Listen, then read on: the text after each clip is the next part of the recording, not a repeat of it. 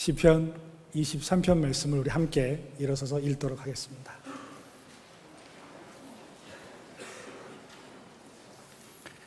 시편 23편 하나님의 말씀을 우리 한 목소리로 함께 읽도록 하겠습니다. 여호와는 시작. 여호와는 나의 목자시니 내게 부족함이 없으리로다. 그가 나를 푸른 풀밭에 누이시며 쉴만한 물가로 인도하시는도다. 내 영혼을 소생시키시고 자기 이름을 위하여 의의 길로 인도하시는도다. 내가 사망의 음침한 골짜기로 다닐지라도 해를 두려워하지 않는 것은 주께서 나와 함께 하시니라. 주의 지팡이와 막대기가 나를 안위하시니라.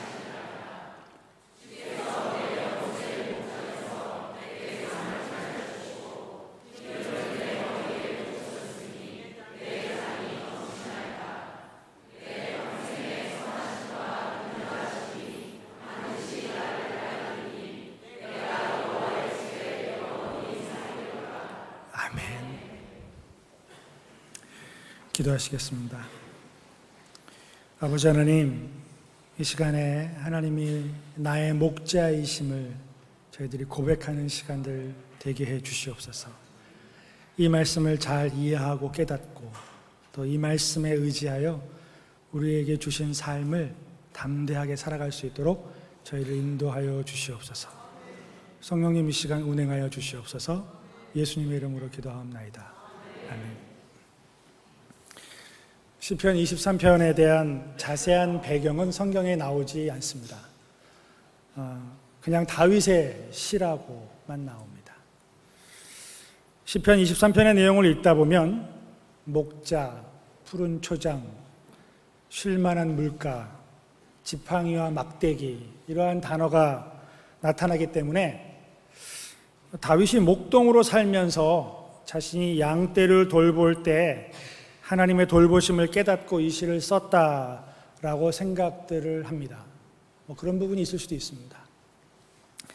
그런데 시편 23편을 계속 읽고 묵상하다 보면 느껴지는 것이 있습니다. 이 시를 음미하다 보면 느껴지는 거죠.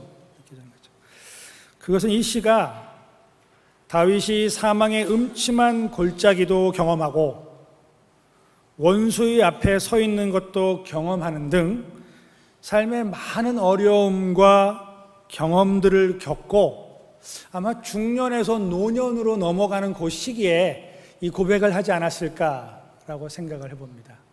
그러면서 다짐하기를 내 남은 평생은 여호와의 선하심과 인자하심이 내 평생에 따르리니 나는 여호와의 집에 영원토록 살 겁니다 라고 하는 고백을 한 것 같습니다. 인생을 통해 경험한 주님에 대한 고백이 오늘 말씀입니다. 이것은 누구에게서 배운 하나님에 관한 이야기가 아니라 다윗이 직접 주님과 함께 하는 삶을 맛보고 주님을 경험한 고백입니다. 성경 공부 클래스에서 하나님은 전능하신 분입니다. 2번 하나님은 어디에나 계신 분입니다. 3번 하나님은 모든 것을 아시는 분입니다 라고 해서 이렇게 공부를 통해서 배운 깨달은 하나님이 아니라 삶 가운데에서 살아가는 가운데에서 하나님이 내 인생 가운데 치고 들어오시고 간섭하시고 손대주시는 것을 경험하면서 나온 고백이라고 하는 것입니다. 청년의 때와 중년의 때를 거치며 숱한 어려움과 좌절의 순간을 통과하면서 함께 하셨던 주님을 기억하며 죽을 때까지, 내 생명이 끝나는 때까지 그 은혜 가운데 살고 싶다라고 하는 간절한 표현을 하고 있는 시입니다. 기독교 역사 가운데 수많은 사람들이 시편 23편을 가지고 설교를 하였습니다. 웬만한 기독교인은 이 시편의 전부는 아니더라도 한 구절이라도 암기를 할 것입니다. 여호와는 봐요. 제 말이 맞잖아요. 한 절이라도 기억을 하시잖아요. 어떤 특별한 해석이 필요한 말씀은 아닙니다. 해석이 필요한 말씀은 아니고 그냥 읽으면 느껴지는, 마음에 느껴지는 시입니다. 제가 오늘 전하는 말씀이 그래서 그렇게 대단한 해석과 대단한 설교가 아닐 것입니다. 기대하지 마십시오. 좋은 설교가 인터넷, 유튜브 안에 깔려 있더라고요. 그런 데서 은혜 받으시고 좋은 거 많이 깨달으시고.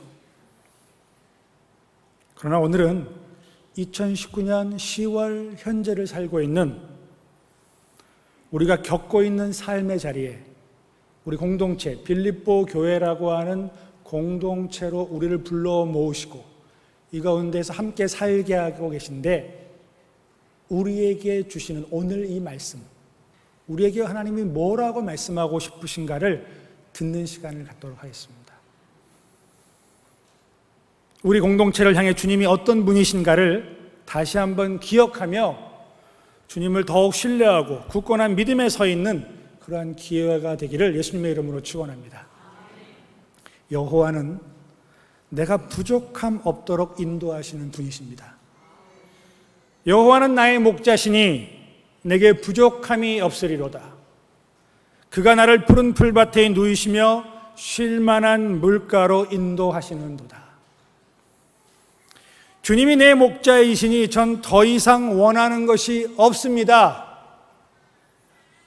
주님이 내 목자이시니 저는 더 이상 원하는 것이 없습니다.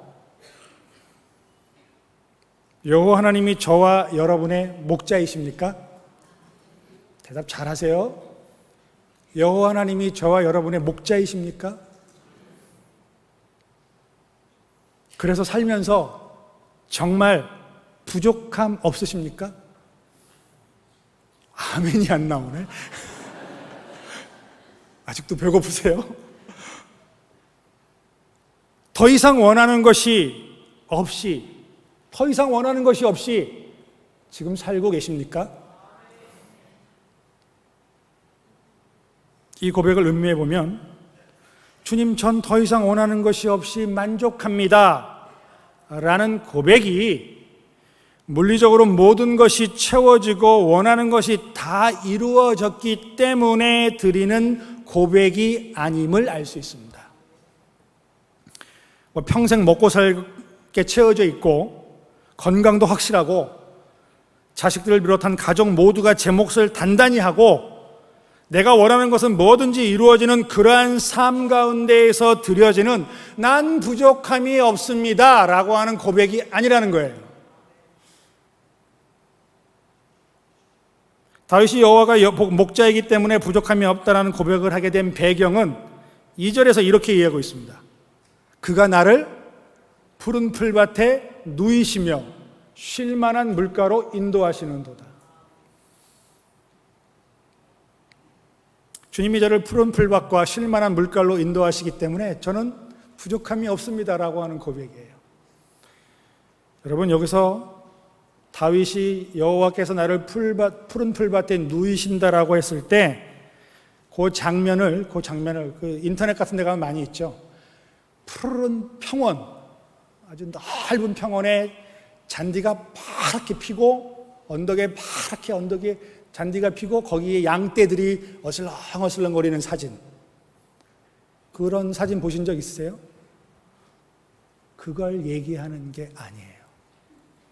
여러분이 보신 사진은 유대 광야의 사진이 아니라 유럽에 있는 목초지 사진이에요. 속으셨죠? 저도 그동안 속고 살았어요. 여호와께서 나를 푸른 풀밭 가운데 누이셨다라고 하는 그 푸른 풀밭은 광야 가운데 뜸뜸이 있는 풀밭이에요.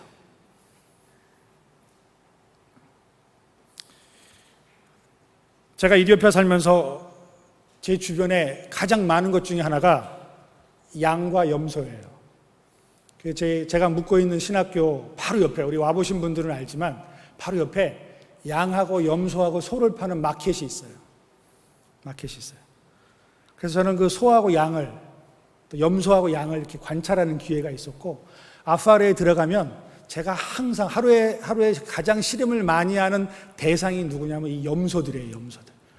어째 그렇게 조그만 풀만 자라면 그걸 다 뜯어먹는지.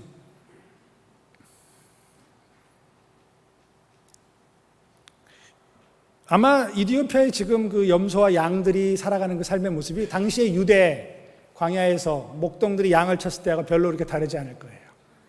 우리는 4계절을 가지고 있습니다만 중동이나 아프리카는 계절을 우기와 건기로 나눕니다.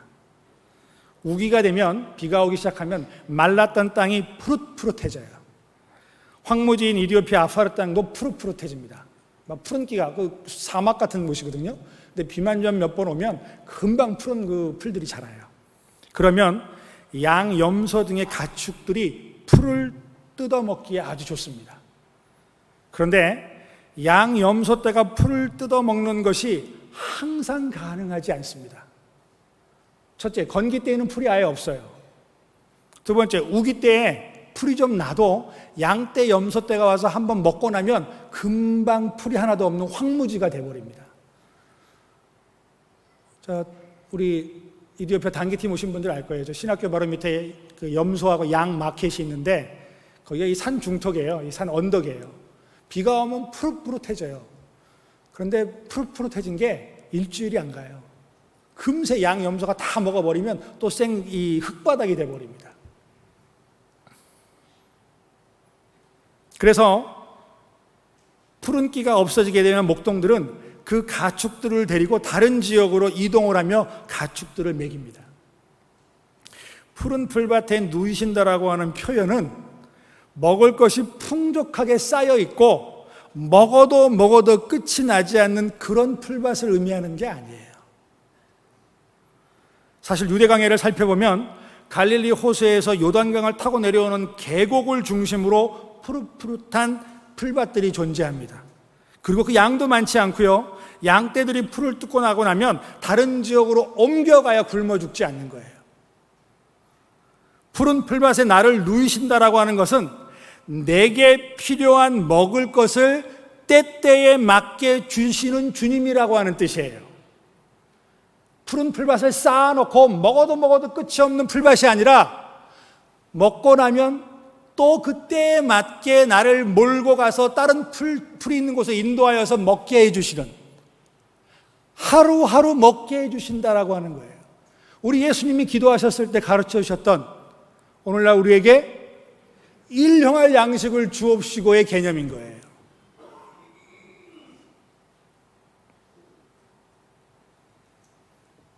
일용할 양식을 주시는 목자이기 때문에 내가 부족함이 없습니다라고 하는 고백이에요. 쉴만한 물가라고 하는 표현 또한 우리가 생각하는 그런 물가는 아니에요. 물가인데 왜 쉴만한 물가일까요? 그러면 쉴만하지 못한 물가도 있다라고 하는 거잖아요.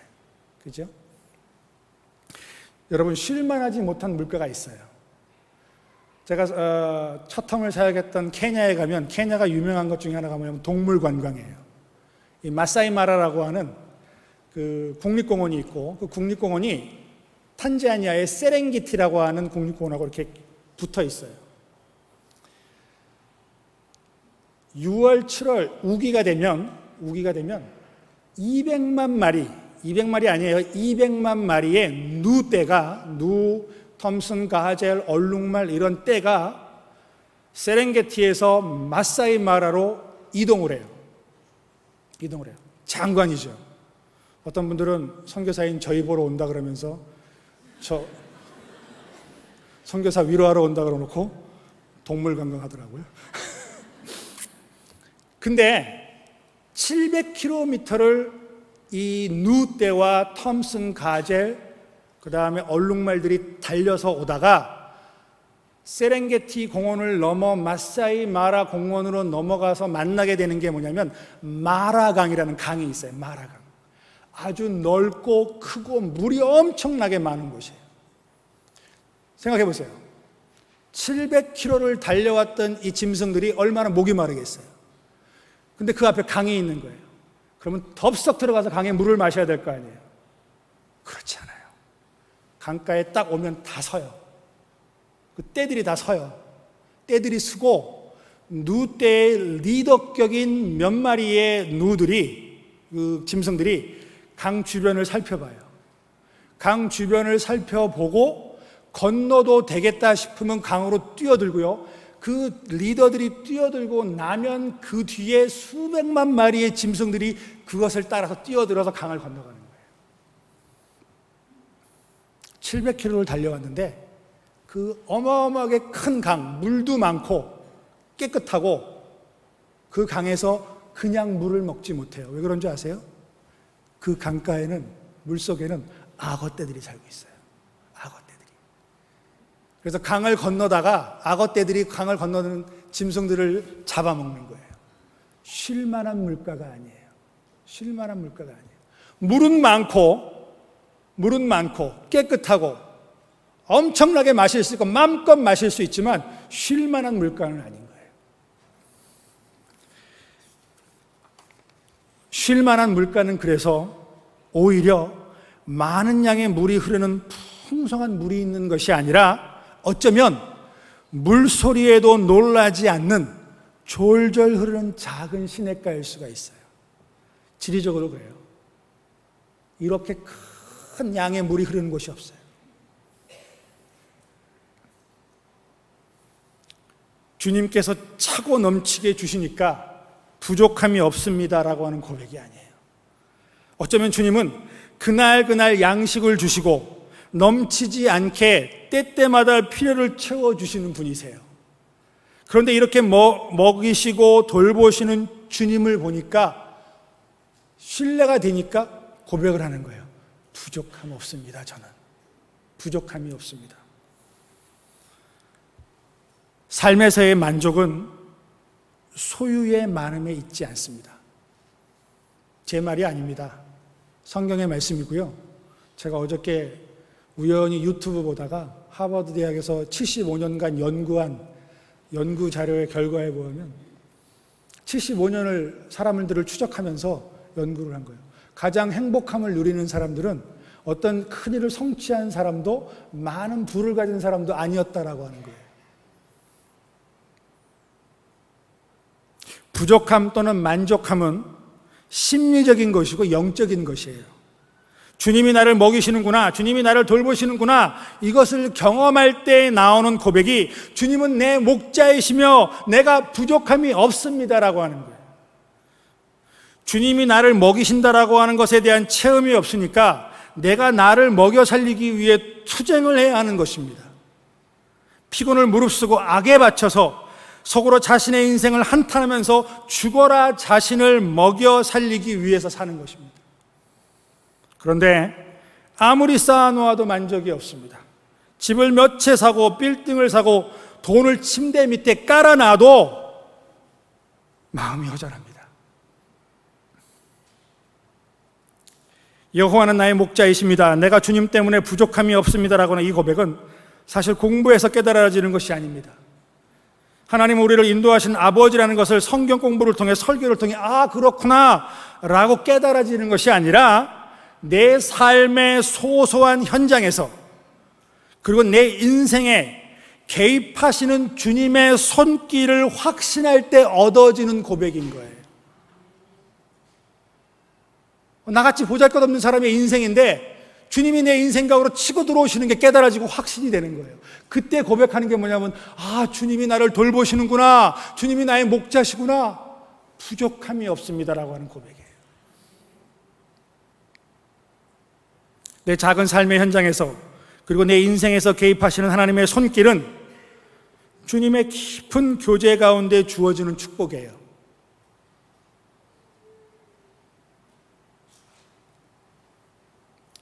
(1999년도에) 20년 전이죠. 20년 전입니다.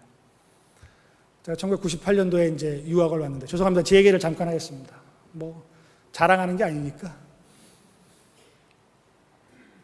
제가 98년도에 이제 유학을 왔는데, 저희 집사람하고 큰 딸이 2살 때 왔어요. 유학을 와가지고서 전세를 빼가지고 그 전세돈을 가지고 들고 왔습니다. 제가. 전세돈을 들고 왔는데, 여러분 1998년도에 한국에 뭐가 있었죠?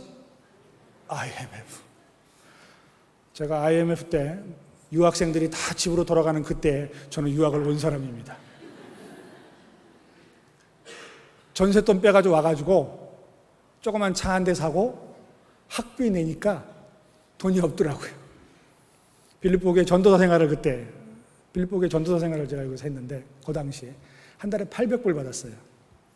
그리고 타운앤컨트리 아파트, 원베드룸 아파트, 제 고향과 같은 타운앤컨트리 아파트 550불 한 달에 550불 보험료 내고 뭐 먹고 계산이 안 돼요.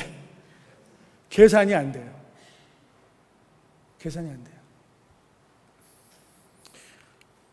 와이프하고 애도 데리고 왔는데 먹고 살 일이 막막한 거예요. 막막해. 그래가지고 옛날 건물이죠. 우리 저 짓기 전에 창고 건물.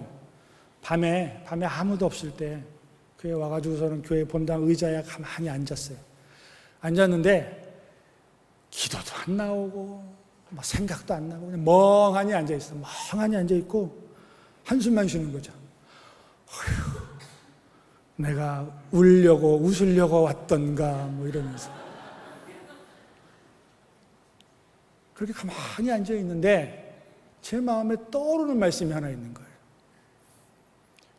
수고하고 무거운 짐진 자들아 다 내게로 오라. 갑자기 그 말씀이 제 안에서 탁 떠오르는데 콧잔등이 시큰해지는 거예요. 그러면서 그때부터 주저리 하나님한테 얘기하기 시작한 거예요. 주님, 제가 이렇게 와서 이렇게 하고 살고 있는데 전 그때 알았어요. 콧물이 눈물보다 많다는 거를. 콧물이 눈물보다 많아요. 그렇게 한참을 제 얘기를 했어요. 제 얘기를 했는데 갑자기 또 제 안에서 또 말씀이 떠올라요. 너희는 먼저 그의 나라와 그의 의를 구하라. 그리하면 이 모든 것을 더하시리라. 제 월급은 몇 년 동안 바뀌지 않았어요. 그 말씀이 나왔는데도. 그런데 제 안에 확신이 드는 거예요. 죽지 않아. 살 수 있어. 자신감이 생기더라고요. 주님이 내가 한 달에 얼마씩 줄게 이게 아니에요. 너 하던 거 열심히 해 임마. 내가 알아서 해줄게. 그런데 그분이 내 삶에 관심이 있다는 걸 깨달은 거예요. 그분이 내 삶에 관심이 있다는 걸 깨닫고 나니까 두렵지가 않은 거예요. 두렵지가 않고 마음에 평안이 오고 기쁨이 올라오기 시작하는 거예요. 20년째 이렇게 살고 있습니다. 3끼요? 4끼, 5끼 먹고 살고 있어요.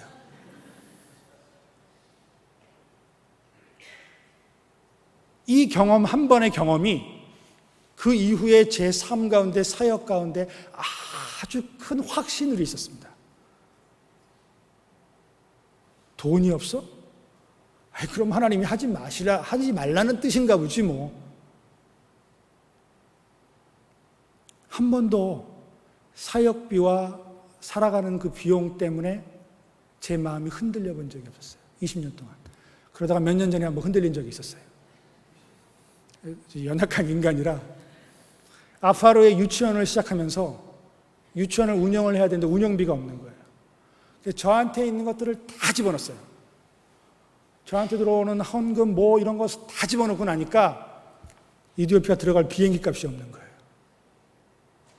그래가지고 아쉬운 소리를 한번 한 적이 있었어요. 그 아쉬운 소리를 하고 나서 제가 굉장히 자존심을 상하는 말을 들은 거예요. 정신이 퍼뜩 들었죠. 다시 회개했죠. 그리고 주님만 의지하고 주님이 안 해주시면 저는 멈추겠습니다라고 하는 배짱을 가지고 있었거든요. 지금까지 하고 있습니다. 아파로 유치원이요? 쌩쌩 잘 돌아가요. 한국 사람 한 가정이 들어왔어요. 9월 달에 사역하겠다고. 10교회가 이 지역에 있는 10교회가 아파로 유치원과 그 다음에 여자 기숙사, 무슬림 전도 이런 사역의 지원자가 되고 있어요. 제가 아파로 마을에서 여러분 구단주가 됐습니다. 이번 여름에 구단주. 안 믿으시네? 한번 와보세요. 구단주예요. 축구팀의 구단주예요. 물론 뭐 유니폼하고 축구공 몇 개 주고 구단주가 됐긴 했습니다만 유치원 아이들부터 청년들까지 다 접근할 수 있는 길이 열리고 있어요. 문제는요, 소유가 많기 때문에, 어떤 환경이 좋기 때문에 원하는 대로 다 되고 있기 때문에 부족함을 모르는 것이 아니라는 거예요. 주님이 나를 터치하고 계시느냐, 내 인생에 관심을 갖고 계시느냐, 내 인생에 손길을 베푸시고 계시는가를 내가 느끼게 되면 나오는 고백이 이 고백이에요. 여호와는 나의 목자시니 내가 부족함이 없습니다. 점점 살면서 들어가는 확신 중에 하나가 행복한 인생이라는 것이 소유에 있지 않다라고 하는 것입니다.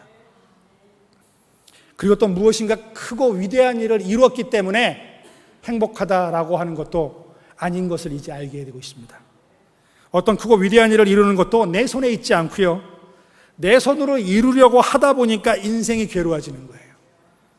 내 손으로 이루려고 하니까 모략을 세워야 되고 공작을 해야 되고 사람을 이용해야 되고 관계가 클리어하지 않으니까 힘든 거예요. 그래서 큰 일을 이루면 뭐가 행복할까요? 크고 위대한 일은요, 주님의 손에서 이루어지는 것이에요. 그 주님이 이루시는 그 일 가운데 나는 파도를 타면 되는 거야. 그 기회에 같이 저는 주님을 따라가기만 하면 되는 거예요. 이 원리를 여러분 깨달아야 되는데, 하루 일용할 양식이 있고 사이좋게 그 양식을 먹을 가족이 있고 언제든 전화 걸어서 만나 차 한잔 마시면서 이런저런 이야기하면서 웃을 수 있는 친구가 있는 것, 그리고 주님이 내 인생을 인도하신다는 경험과 확신 가운데 사는 것, 이게 행복이에요. 이게 행복이에요. 정말이에요.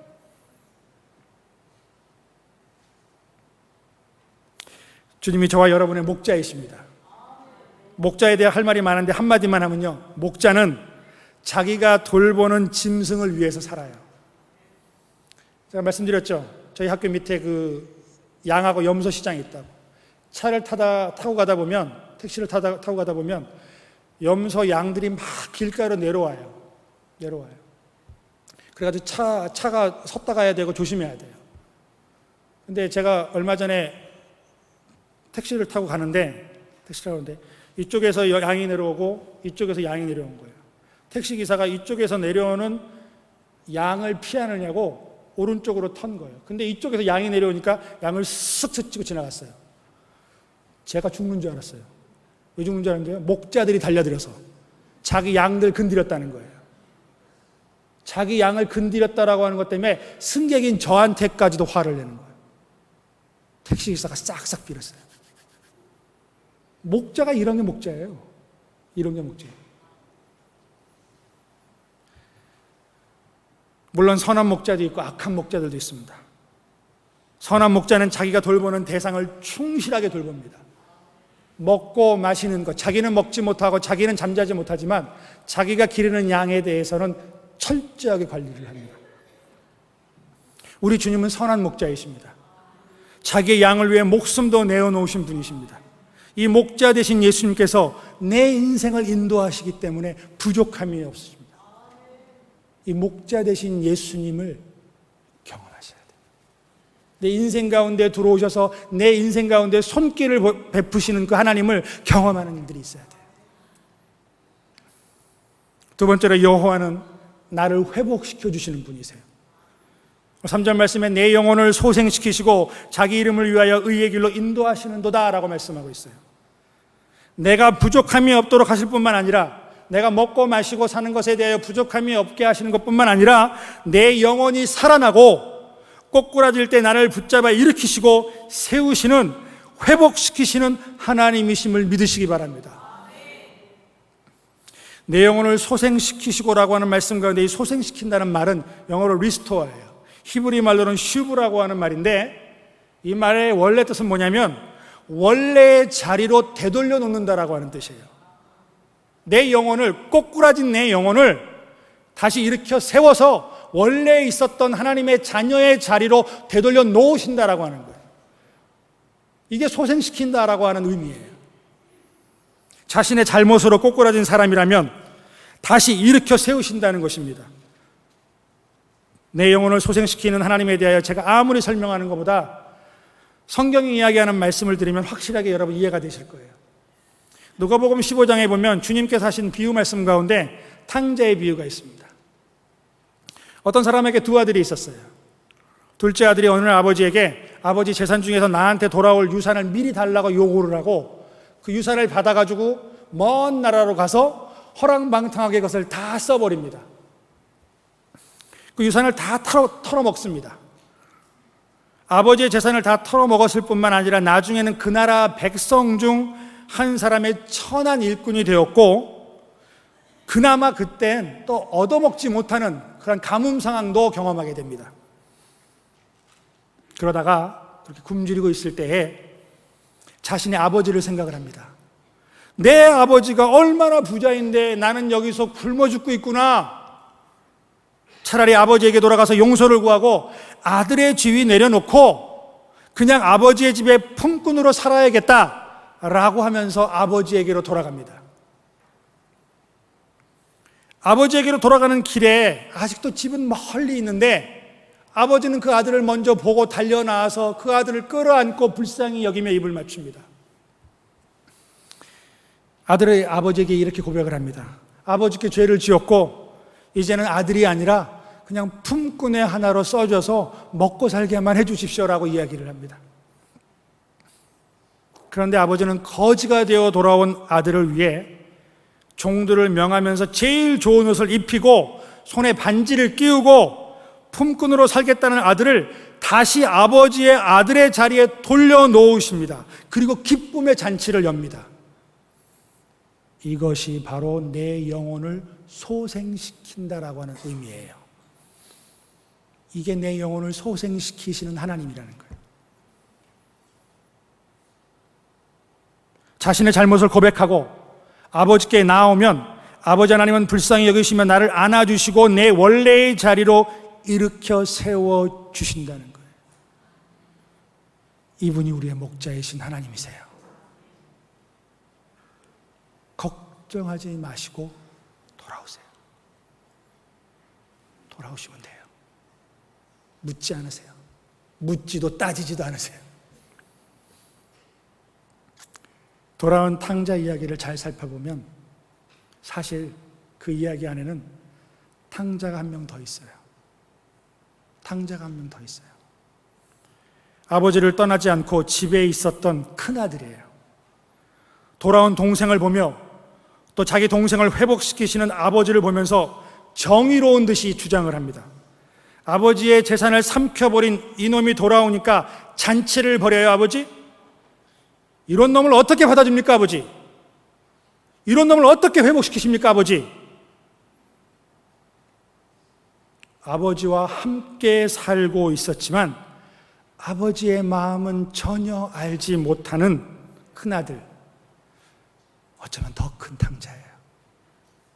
더 큰 탕자예요. 여러분, 우리 하나님은 회복시키시는 하나님이에요. 회복시키시는 하나님. 꼬꾸라진 사람을 짓이겨서 없애시는 분이 아니라 꼬꾸라진 사람을 붙잡아서 일으켜 세우시고 더 나아가서 원래의 자리로 올려놓으시는 분이 우리 하나님 아버지세요. 그래서 저와 여러분이 지금 여기 있는 거예요. 여러분의 과거를 하나님이 아시잖아요. 우리의 상태가 어떤 상태이든 괜찮습니다. 그냥 주님께로 돌아오시면 돼요. 용서 구하면 되고요. 다시는 그렇게 안 하면 되는 거예요. 여러분 기억하시기 바랍니다. 주님의 마음은 사람들을 회복시키시고 소생시키시고 살리시는 데 가 있어요. 주님은 여기에 열정을 가지고 계십니다. 이 마음을 자녀인 우리가 품어야 되는 거고, 그리고 이 주님의 품으로 돌아오시기 바랍니다. 세 번째로 우리 여호와 하나님은요, 나와 함께 하시는 분이세요. 내가 사망의 음침한 골짜기로 다닐지라도 해를 두려워하지 않는 것은 주께서 나와 함께 하십니다. 이 사망의 음침한 골짜기라고 하는 표현이 Valley of the Shadow of Death라고 하는 의미예요. 히브리어로 보면은 살마베스라고 하는 뜻인데 아주 깊은 어두움, 죽음의 그림자라고 하는 뜻이에요. 아직 죽지는 않았는데 그 죽음을 경험한 것과 같은 느낌, 경험과 같은 마음, 그거를 갖다가 사망의 음침한 골짜기라고 이야기를 하는 것입니다. 죽음과 같은, 죽음 가까이에 서 있는, 죽음을 아주 가까이서 경험하는 그런 모습을 갖다가 사망의 음침한 골짜기라고 얘기하는 거예요.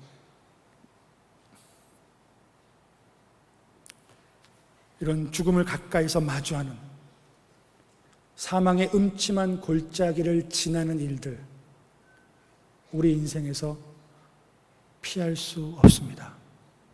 피할 수 없습니다. 피할 수 없습니다. 우리 모두 경험하게 되는 과정입니다. 여러 가지 이유가 있을 거예요. 사망의 음침한 골짜기를 내가 지나야 되는 여러 가지 이유가 있을 거예요.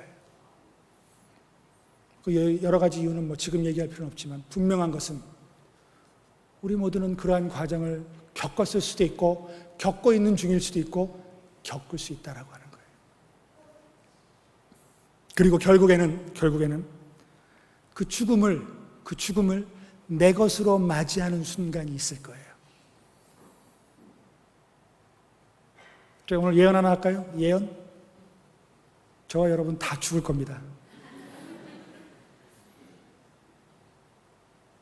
죽음을 우리가 그렇게 싫어하는 것은 죽는 과정에 있을 고통에 대한 두려움 때문이고 모든 것과 단절된다는 생각 때문에 두려움을 느낍니다.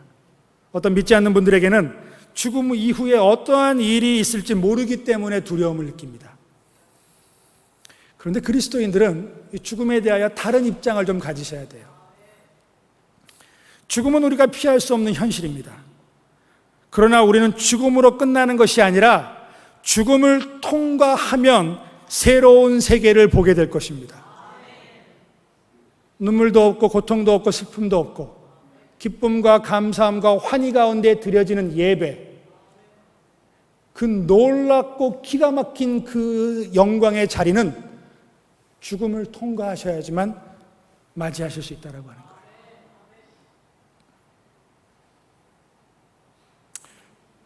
거예요. 아기가 엄마 뱃속에서 나올 때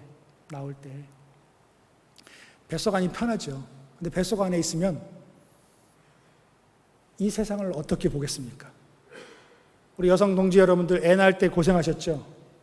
근데 그 아이도 나올 때 굉장히 힘들었습니다. 그거 아세요? 우리 여성 동지들이 애를 낳을 때 굉장히 아프시고 힘드셨죠? 그 엄마 뱃속을 나오는 아기들도 굉장히 힘들었어요. 기억하세요? 그 아픔을? 엄마 뱃속을 나올 때, 그 엄마 뱃속으로부터 나올 때, 이 세상에 나올 때 그 괴롭고 고통스러웠던 그걸 기억하세요? 아무도 기억 못해요. 여러분 천국 가면 죽을 때 과정의 그 고통을 기억하지 못하세요. 기쁨과 환희 때문에. 사실 죽음은 우리 모두가 통과해야 할 과정입니다. 죽음을 건너면 주님을 얼굴과 얼굴로 마주 볼 것이고, 사실 우리가 두려운 것은 어쩌면 죽음의 순간보다는 죽음을 앞두고 또는 병이라고 하는 고통스러운 시간들 때문일 것입니다. 이때 필요한 것이 주님이 나와 함께 계신다라고 하는 믿음이에요. 죽음의 그림자, 죽음 가까이 갔을 때의 그 두려움, 고통스러움, 그때 가져야 될 믿음이 뭐냐면 주님이 나와 함께 하신다, 내가 혼자가 아니다라고 하는 거예요. 마가복음 4장에 보면 예수님께서 낮에 제자들과 사람들에게 여러 가지 말씀을 가르치세요. 그리고 저녁 때가 되자 제자들에게 갈릴리 바다 건너편으로 가자라고 말씀을 하세요. 그리고 예수님과 제자들이 배를 타고 또 주변에 있는 사람들도 배를 타고 예수님을 따라옵니다. 하루 종일 말씀을 가르치신 예수님은 피곤하셨는지 배 한켠에 가서 주무시기 시작해요. 그런데 배가 호수를 건너는 중에 갑자기 심한 바람이 불면서 물결이 밀려들고 배에 가득하게 되었습니다. 업으로 잔뼈가 굵은 제자들이었지만 상황이 어찌 심각한지 또 그 심각함을 깨닫고 결국에는 주무시고 계시는 예수님을 깨워요. 선생님, 우리가 죽게 되었어요, 지금. 우리를 좀 돌아보세요, 우리를. 라고 예수님을 깨웁니다. 잠에서 일어나신 예수님이 바람을 꾸짖고 바다를 향해 잔잔하라고 말씀하십니다. 풍랑이 멈추고 잔잔하게 되었습니다. 그리고 예수님께서 제자들에게 말씀하십니다. 왜 이렇게 무서워하니? 왜 이렇게 무서워하니? 어떻게 너희들 이렇게 믿음이 없니? 내가 여기 있잖아, 내가. 너희들이 지금까지 봤던 기적들과 말씀들, 그거를 보여준 내가 여기 있지 않니? 그런데 너희들 왜 이렇게 두려워하니? 내가 여기 있잖아. 라고 말씀을 하십니다. 사실 두려움이라고 하는 것은요, 나 혼자 당한다라고 생각하기 때문에 두려운 거예요. 내가 혼자라는 생각 때문에 일어나는 것이 두려움이에요. 혼자죠. 예. 병상에 누워서 죽음을 기다리는 것을 상상해 보면 아무리 나를 사랑하는 아내와 남편, 자식, 가족이 있더라도 내가 혼자라는 것을 아마 느끼실 거예요. 그런데 그 혼자라는 것 때문에 두려워지는데, 그런데 예수님은 나를 혼자 놔두시지 않는 분이세요. 내가 혼자인 것 같을 때 혼자가 아니고 주님이 나와 함께 하신다라는 것을 경험하게 되면 두렵지 않은 거예요. 두렵지 않은 거예요.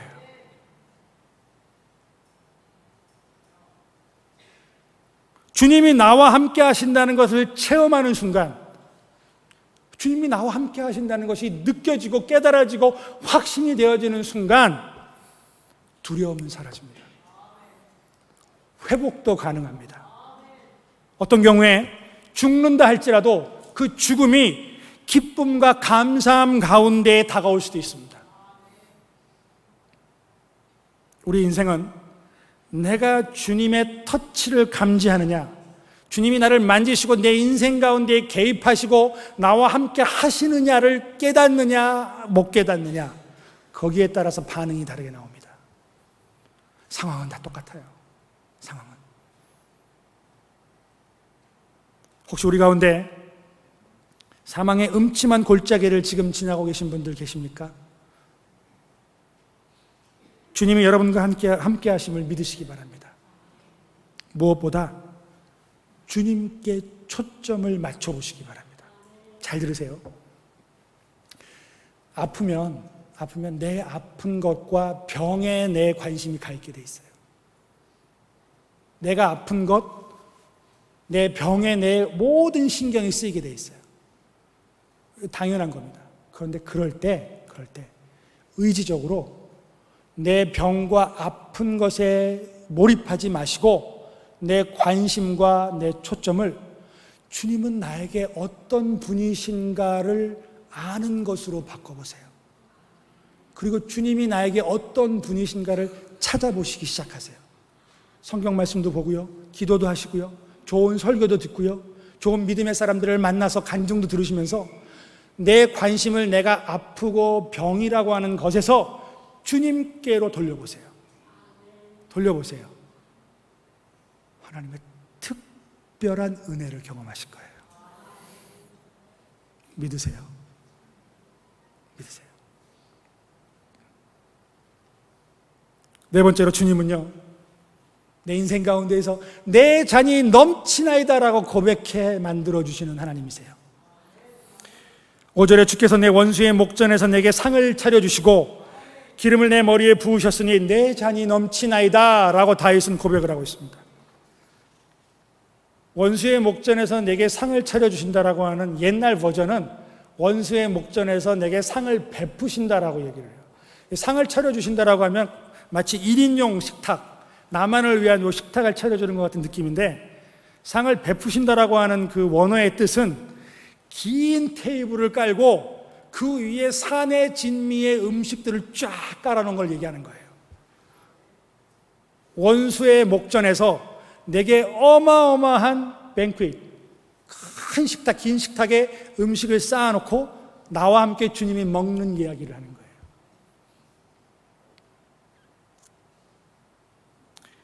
기름을 내 머리에 발라주시는데 이것은요, 귀한 손님을 대접할 때 하는 행위예요.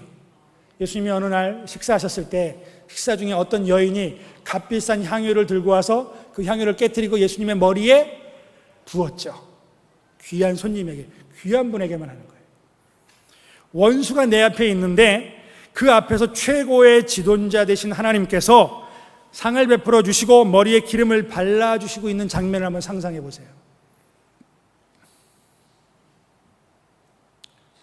원수를 만났으면 능력 있는 하나님이 그 원수의 목을 부러뜨려서 꼬꾸라뜨리게 만들어 주셔야지, 원수 앞에서 기가 막힌 상을 나에게 차려주신다? 상을 베풀어 주신다라고 하는 의미는요, 주님이 나와 함께 먹고 마시는 교제를 이야기하는 거예요. 원수가 있는데 그 원수 앞에서 전능하신 하나님이 상훈아 같이 먹자, 같이 먹자. 성경의 문화도 그렇지만 이 동양의 문화도 식사를 함께 한다라고 하는 것은 중요한 의미가 있습니다. 여러분, 원수와 함께 밥을 먹어보신 적 있으세요? 왼수 같은 마누라, 아니 죄송합니다. 왼수하고는 밥을 먹지 않습니다. 그렇잖아요. 왼수하고는 밥을 먹지 않아요. 원수와는 함께 밥을 먹지 않고요, 함께 밥을 먹는 사람들을 우리는 뭐라고 부르죠? 식구라고 불러요. 가족이라고 불러요. 식구, 함께 먹는다는 거예요. 함께 식탁에서 먹는 것은 한 끼의 배를 채우는 것이 아닌 교제의 의미가 더 강한 것입니다. 이 새들어 사는 이민교회들이 눈치 봐가면서 예배 후에 밥 먹고 김치 먹는 것은요, 잘 생각하셔야 돼요. 이 배를 채우는 것 이상의 엄청난 의미가 있는 거예요. 여러분, 솔직히 얘기해서 교회에서 먹는 것보다요, 식당 가서 먹는 게 더 맛있어요. 그런데 왜 그 줄 서가지고 교회에서 그 줄 쫙 서가지고 기다려가면서 밥 타가지고 식사하시려고 하세요? 한 끼의 배를 채우는 것 이상의 의미가 그 안에 있기 때문에 그런 거예요. 주일날 우리가 하나님 앞에 예배를 드리죠. 이렇게 예배를 드립니다. 이 예배를 통해서 우리는 하나님과 나와의 수직적인 관계가 성립이 되는 거예요. 그리고 이 예배를 마치고 나서 함께 그 예배를 드린 공동체가 식사를 함으로 십자가의 가로축이 만들어지는 거예요. 십자가는 세로와 가로가 있어야 십자가가 되는 거예요.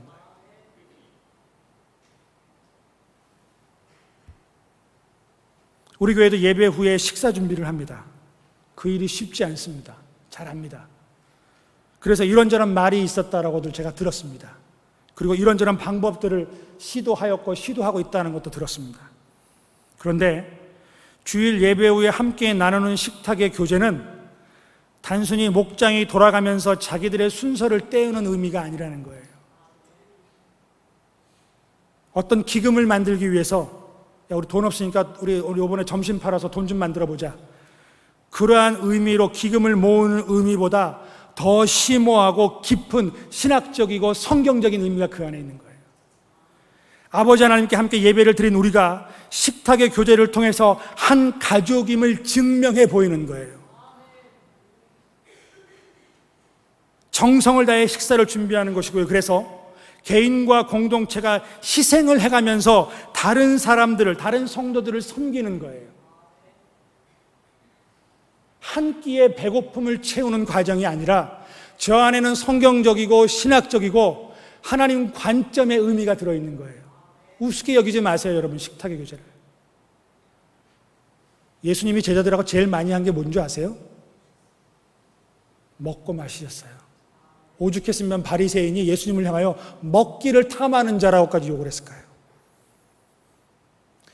여러분, 베드로가 예수님을 3번 부인하죠. 3번 부인하고 도망가죠. 부활하신 예수님이 이 베드로를 찾아 바닷가로 왔어요. 그래서 그물을 깃고 있는 베드로에게 예수님이 뭐 하셨는지 아세요? 야, 아침 먹자. 아침 먹자. 생각을 해보세요. 베드로가 어떤 마음이었을까?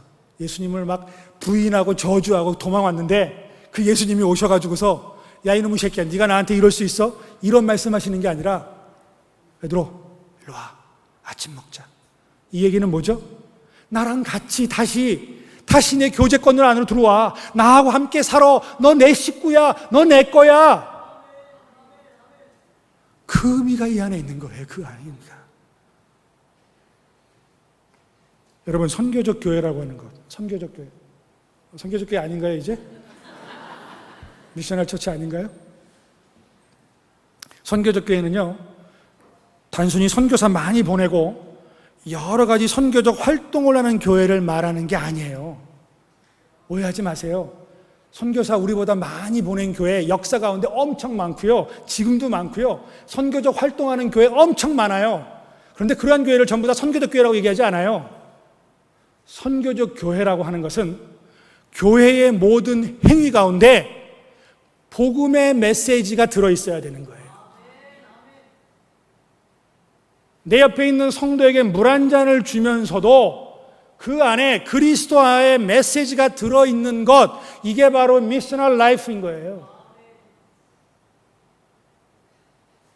우리가 하고 있는 모든 행동 가운데, 모든 액티비티 가운데, 모든 활동 가운데 그리스도 예수의 십자가와 구원과 회복과 부활과 다시 오심과 그의 다스리심과 영혼을 구원한 그의 열정의 메시지가 들어있는 행위들, 그게 선교적 교회인 거예요. 저 식사하는 것도요 선교적 메시지가 들어있어야 돼요.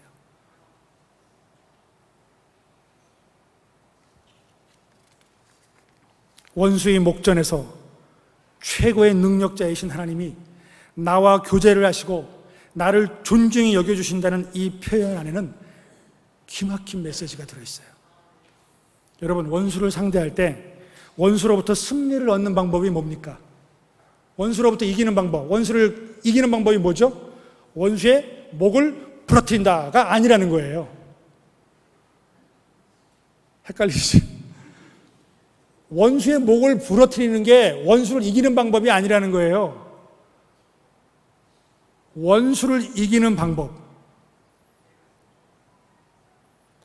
여러분 원수를 대면하면 얻게 되는 감정이 뭔지 아세요? 원수를 앞에 봤을 때 대면했을 때 느끼는 감정. 분노, 공포, 적개심, 두려움 이런 거잖아요. 왜냐하면 그 원수로부터 받은 내 상처가 있기 때문에, 그 상처 때문에, 그 상처가 생각이 나서 그런 마음이 나잖아요. 여러분 이 원수라는 것을요 인격적인 사람으로만 보지 마세요.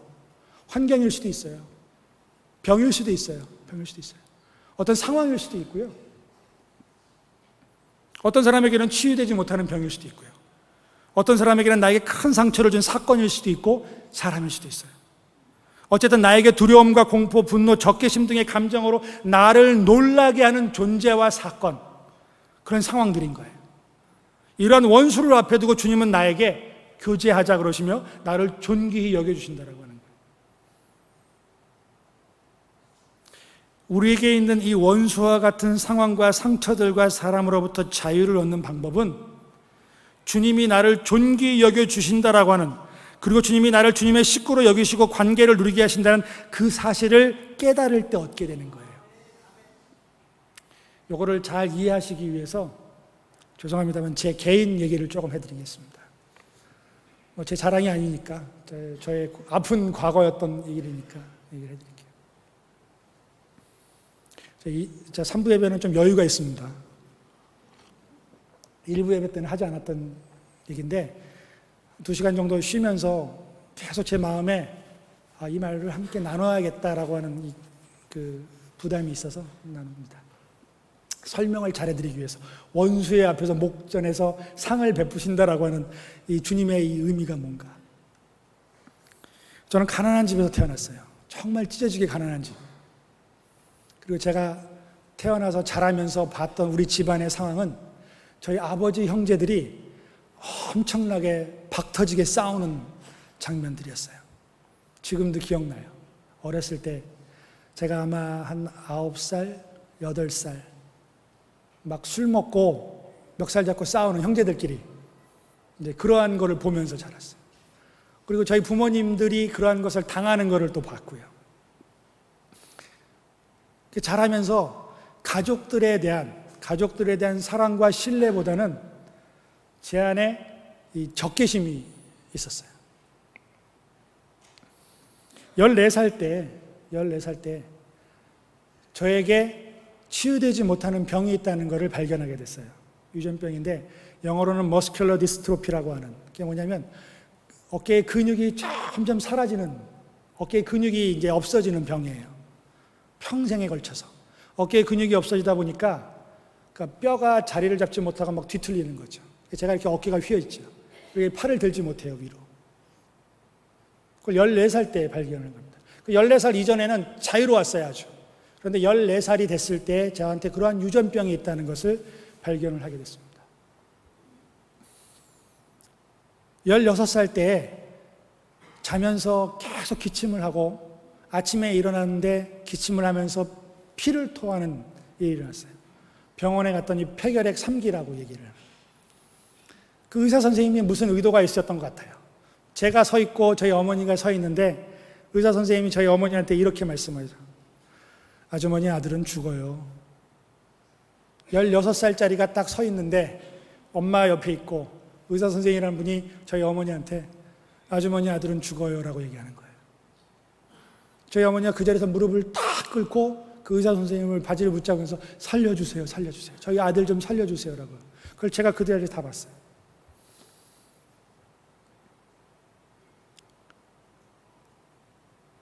그러면서 그 의사 선생님이 한마디 하시더라고요. 교회나 가세요. 교회나 가세요. 그래서 저희 어머니가 저를 살리려고 저를 교회에 밀어넣었어요. 교회에 갔는데 제 안에는 두려움과 공포와 악의와 내가 16살밖에 안 됐는데 이제 죽어야 돼? 그리고 나는 내가 뭘 잘못했기 때문에 나는 장애를 갖고 태어났어야 돼. 여러분, 전 지금도 그 장애를 아직도 안고 있죠. 점점 이제 심해지는 거죠. 근육이 사라지고. 그래서 계속 제가 허리와 등 이런 데 통증을 갖고 살아요. 근데 16살, 17살 그때 도대체 내가 뭘 잘못했기 때문에 나는 이걸 겪어야 돼. 그리고 우리 집안은 왜 이렇게 가난하고 왜 서로 죽이지 못해서 저렇게 안달이고 나는 병이 있고 죽음을 앞둬야 되고 그런 가운데 제 안에 분노가 일어나기 시작하고 악의가 차고 있고 누구든지 나를 건드리기만 하면 내가 죽여버릴 거야 라고 하는 마음. 그리고 한편으로는 나도 죽어야겠다는 마음. 그걸 안고 살았어요. 17살 때 교회를 나갔죠. 교회를 나갔는데 십자가 얘기를 하고 복음 얘기를 하고 예수님 얘기를 하는데 저한테 귀에 들어오지 않았어요. 이해도 안 됐고 다 사람들이 만들어낸 거짓말, 다 위선자로만 보였어요. 그런데 제가 주일날 교회를 빠지진 않았어요. 왜냐하면 그 당시에 고등부 때 아주 당차고 당당한 자신감 있는 여자애가 하나 있더라고요. 왜 웃으시죠? 지금의 제 마누라입니다. 그 당당하고 당찬 모습이 저는 제가 그렇게 주눅이 들어 살다 보니까 그게 너무 보기 좋은 거예요. 10년을 쫓아다녀가지고 결국은 얻었죠. 그런데 제 마음에는 항상 불안과 분노와 악이 원수죠, 원수. 떨쳐버리지 못하는 원수고 내 자신의 장애를 순간순간 발견할 때마다 느끼는 좌절감. 그러다 하나님의 은혜가 임해서 20살 때 이대로는 도저히 살 수 없겠다. 내가 하나님을 찾아보고 하나님을 내가 만나지 못하면 그래, 깨끗하게 포기하고 죽는다 라는 심정으로 성경을 읽고 기도를 하기 시작했어요. 성경을 읽으면서 제가 했던 기도는 딱 2가지. 저는 성경을 이해하지 못하니까 하나님이 계시면 제가 성경을 좀 이해하게 해주세요. 2번째, 하나님이 계시면 저한테도 좀 나타나 주세요. 새벽 4시 반에 일어나서 5시에 새벽 기도를 가서 6시까지 새벽기도 마치고 집에 돌아오면 아침 먹을 때까지 성경을 봤고, 아침 먹고 점심 먹을 때까지 성경을 봤고, 점심 먹고 저녁 먹을 때까지 성경을 보고, 저녁 먹고 나면 교회에 가서 그때부터 12시까지 기도를 하고 집에 돌아와서 다시 자고 아침에 일어나고 하는 생활을 6개월을 했어요. 제가 이래봐도 집념이 있는 사람이에요. 여자도 한번 찍으면 결국은 얻을 때까지 쫓아다니고, 로마서를 읽는데 우리가 아직 죄인 되었을 때 그리스도께서 우리를 위하여 죽으심으로 하나님이 우리에 대한 자기의 사랑을 확증하셨느니라고 하는 말씀을 보면서 제가 무릎을 꿇었어요. 하나님이 나를 사랑하신대. 모든 사람에게 버림받은 느낌이었고, 내 스스로가 내 자신에 대해서 버렸는데, 근데 하나님이 나를 사랑하시고 그 증거로 예수님이 이 땅에 오셨고 십자가에 돌아가셨다라고 하는 것이 내 안에 받아들여지고 깨달아지고 믿어지는 거예요.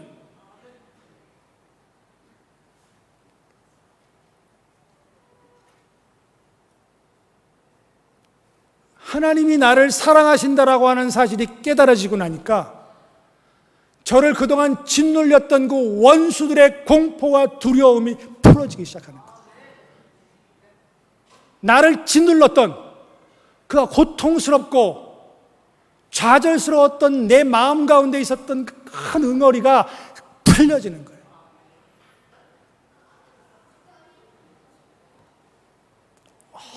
얼마나 기쁜지 몰라요. 하나님이 나를 사랑하시는데 두려울 게 없는 거예요. 하나님이 나를 붙잡고 계시는데 뭐가 두려웠겠냐.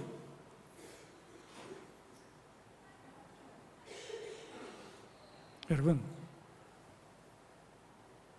이렇게 깊은 상처와 아픔 가운데서 치유되는 방법은 그 상처의 원인이 사라지는 게 아니라 하나님이 나를 사랑하시다라고 하는 것을 깨달을 때 상처와 아픔을 이기는 거예요. 이게 원수를 이기는 방법이에요. 그래서 더 나아가면 어디까지 하는 줄 아세요? 원수도 사랑할 수 있는 거예요. 저는 제 자신이 지금 너무 이뻐요. 거울을 보면서 잘생겼다라고 생각을 해요. 믿던지 말던지.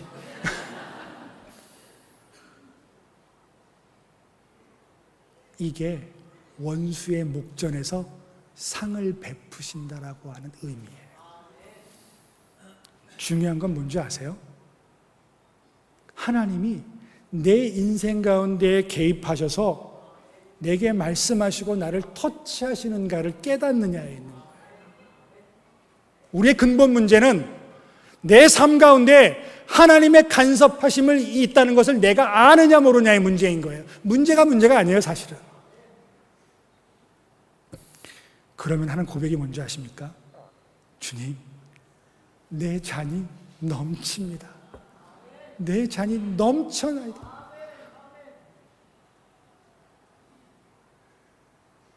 주님의 만지심을 경험한 사람들의 고백이에요.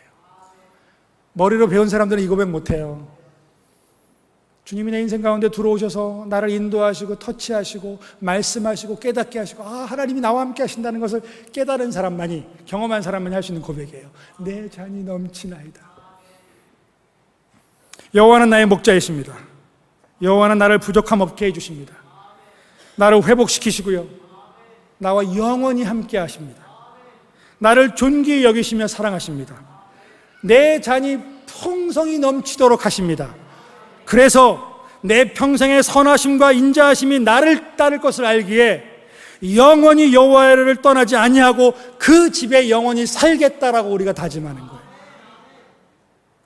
여호와의 집에 영원히 사시는 저와 여러분이 되기를 예수님의 이름으로 축원합니다. 기도하시겠습니다.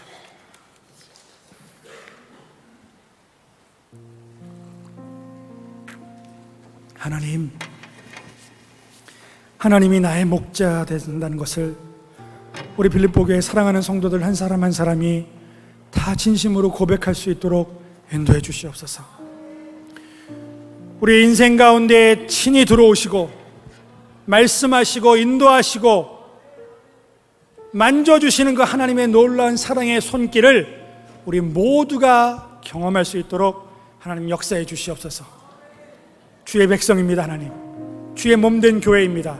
하나님이 주인이시고 하나님이 다스리시고 인도하시고 하나님의 백성이오니 하나님의 백성에게 은혜와 긍휼을 베풀어 주시옵소서. 예수님의 이름으로 기도합니다. 아멘.